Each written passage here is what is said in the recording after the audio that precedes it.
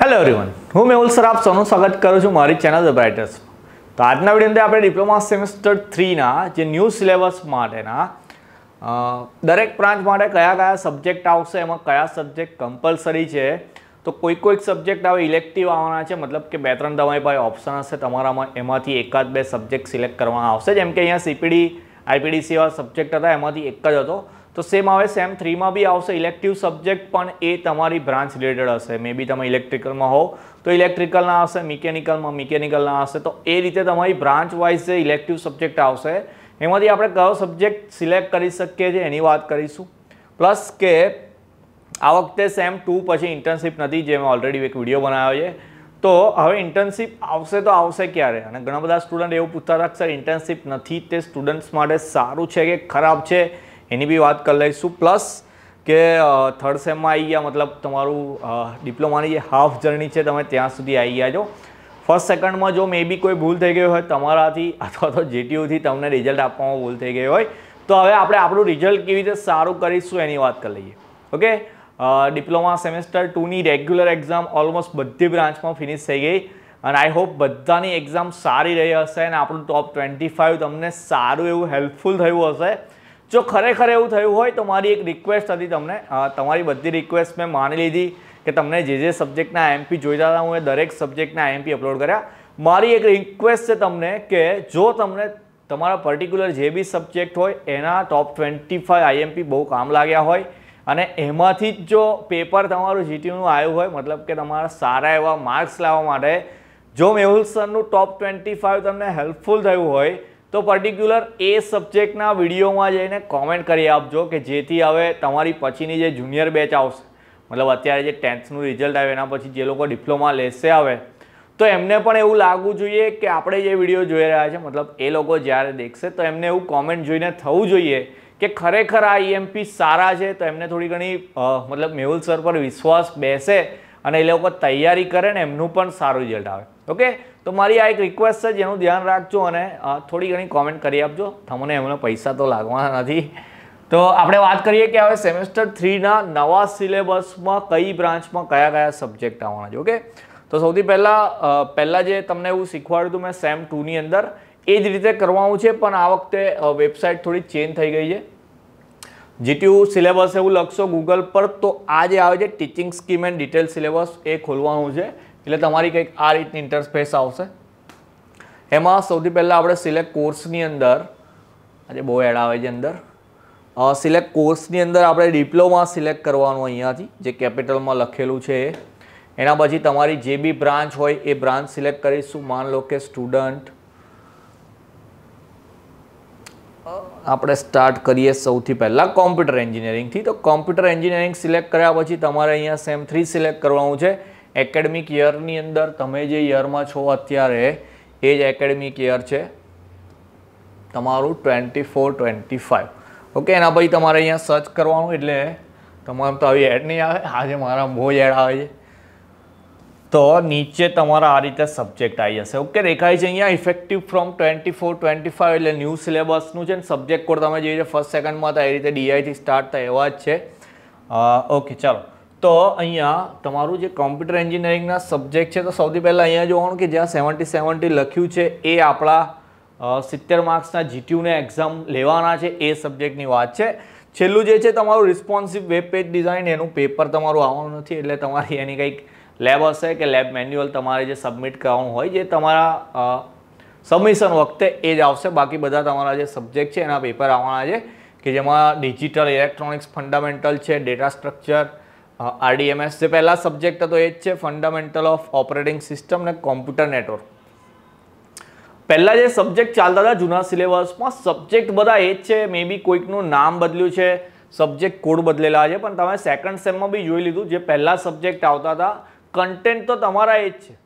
Okay, તો પહેલાં જે આપણે વિડીયો મૂકતા હતા એ રીતના જ વિડીયો આપણે ફરી બી મૂકીશું, પણ એમાં માઇનર ચેન્જીસ છે સિલેબસની અંદર, તો ક્વેશ્ચન આન્સરમાં બી માઇનર ચેન્જીસ આવશે.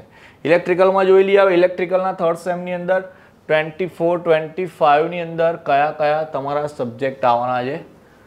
આજે આપણું બહુ છે ને ખલાસ થઈ જશે, એટલી બધી એડ આવી છે આજે.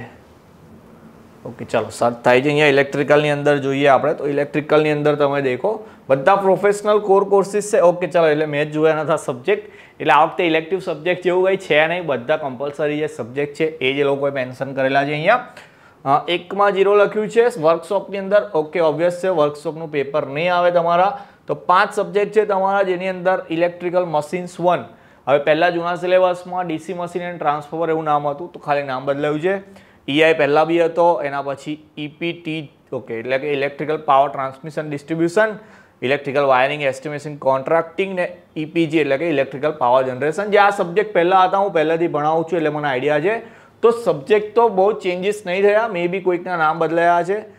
મિકેનિકલની વાત કરીએ તો મિકેનિકલના 3rd સેમની અંદર હવે બધી બ્રાન્ચના નહીં બતાવું, તમને ખબર પડી ગઈ છે કેવી રીતે જોવાના છે.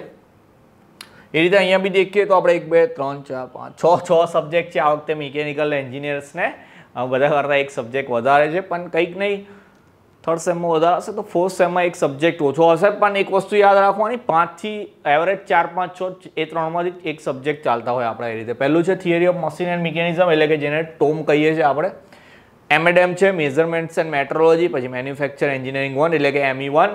ME1 3rd સેમમાં છે તો ME2 4th સેમમાં આવશે, પછી ME3 5th સેમમાં. જે પહેલેથી ચાલતું આવ્યું છે એ રીતનું જ રહેશે તમારું. FMHM છે fluid mechanics and hydraulic machinery, એના પછી બેઝિક્સ ઓફ એપ્લાઇડ મિકેનિક્સ.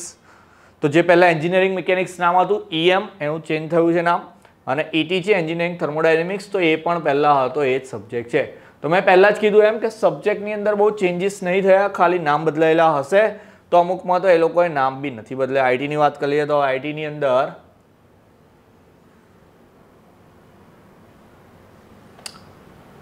કોઈકને બતાવવું પડશે ભાઈ. હવે તમારામાંથી કોઈ એન્જિનિયર હોય તો જરા ચેક કરી આપજો મને કે આ બધું હું થઈ રહ્યું છે મારા બ્રાઉઝરની અંદર. ઓકે ચલો આઈટીની અંદર વાત કરીએ તો આઈટીની અંદર પણ 1 2 3 4 5 6 સબ્જેક્ટ છે તમારા. Digital marketing, cryptography, web security, data structure with Python, database management, object oriented programming with Java અને ઓપરેટિંગ સિસ્ટમ એટલે કે OS.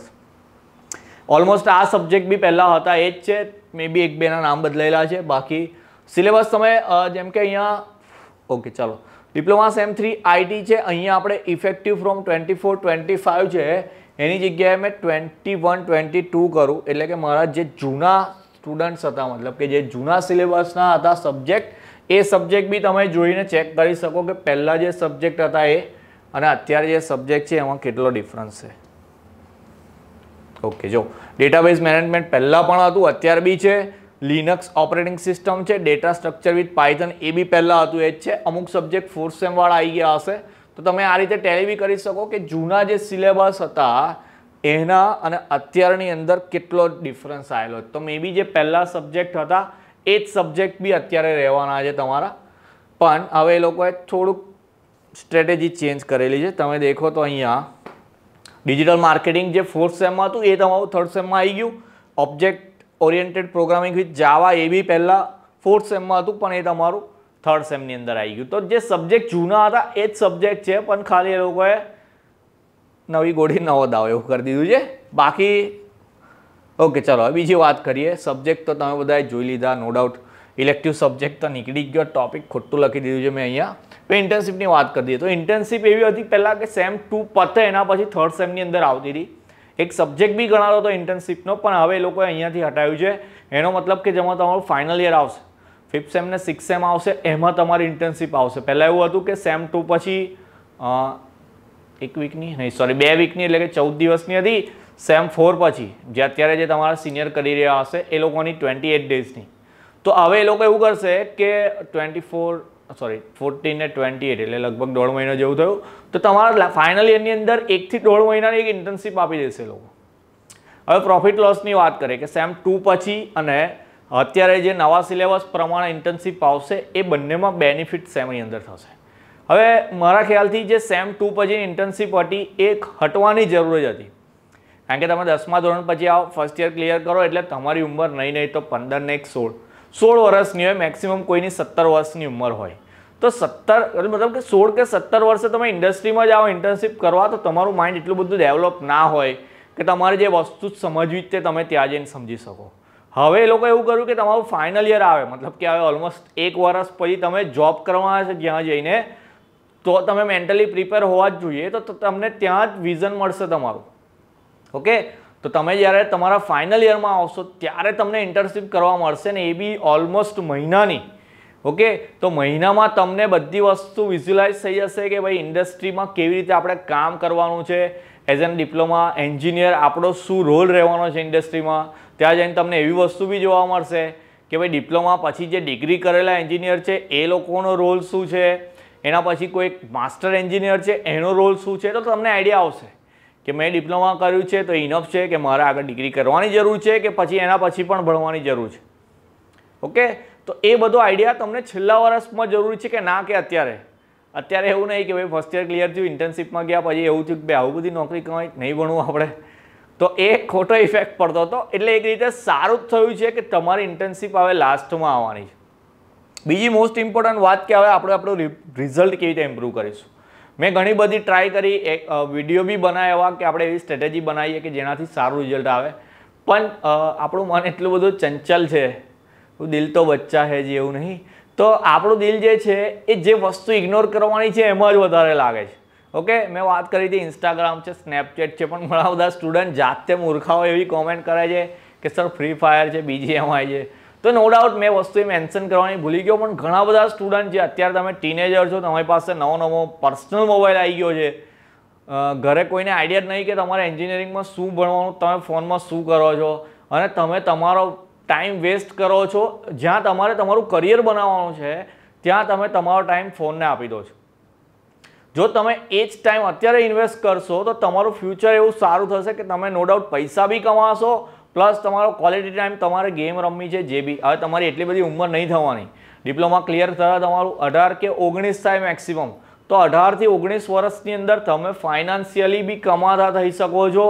તો પછી એ ટાઈમે તમે તમારી પસંદનો મોબાઈલ બી લાવી શકો, બહુ ગેમ રમવાનો શોખ હોય તો PS બી લાવી શકો, તમારું પ્લે સ્ટેશન, ઇન્સ્ટાગ્રામ, સ્નેપચેટ બધું રહેવાનું જ છે, એ બધી વસ્તુ બંધ નથી થવાની. પણ જો તમારું રિઝલ્ટ ખરાબ આવ્યું તો તમારું ફ્યુચર બંધ થઈ જવાનું છે, એ 100%ની વાત છે. તમારા ફ્યુચર પર ઇફેક્ટ થવાની જ છે તમારા રિઝલ્ટની. ઓકે, મેં 5th સેમનો અત્યારે વિડીયો બનાવ્યો સિલેબસનો, એમાં બી મેં એવું કીધું કે તમારા જો પહેલાં રિઝલ્ટ બગડ્યા હોય તો તમે હવે સુધારો. તો એ લોકો પાસે તો હવે 2 જ સેમેસ્ટર છે, પણ જ્યારે તમારી પાસે તમારા 2 જ સેમેસ્ટર હજુ પૂરા થયા છે, તો તમે અત્યારે સેમ 3 થી મતલબ કે 3, 4, 5, 6 એનું જો રિઝલ્ટ સારું લાવશો, જે એક વર્ડ છે રિઝલ્ટમાં જે આગળ જે ચેક કરે છે CGPA.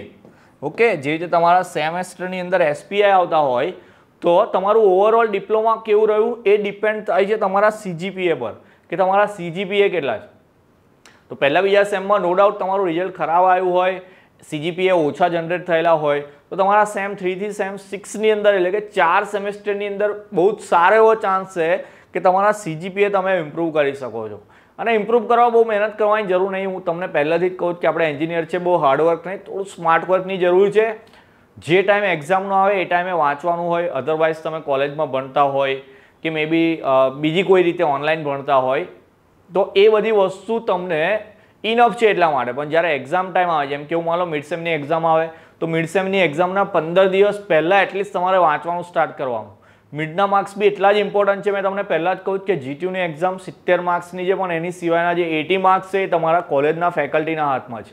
અને જો તમે 30માં દઈ લે છે, તમારા ઇન્ટરનલની એક્ઝામ લેવાય છે, એમાંથી સારા એવા માર્ક્સ લાવો તો એ લોકો આઉટ ઓફ 80 પણ સારા માર્ક્સ તમને મૂક્યા લે. ઓકે, તમે નોટબુક બનાવો, સબમિશન કરાવો, એ બધું અલગ વસ્તુ છે. પણ કોઈ બી એઝ અ મેં ટીચર હોય, કોલેજમાં હું કામ કરતો હોય તો મેં એવું જ જોઉં કે કોઈ સ્ટુડન્ટ છે કે જેના 30માંથી 29 આવ્યા, 28 આવ્યા, તો એને બીજી જગ્યાએ બી સારા માર્ક્સ મૂકી આપું. જેમ કે 10માં તમારું પેલું 80 માર્ક્સનું પેપર આવતું હતું, કોઈના 80માંથી 80 હોય તો તમે દેખજો એના 19 કે 20 જ મૂકેલા હશે.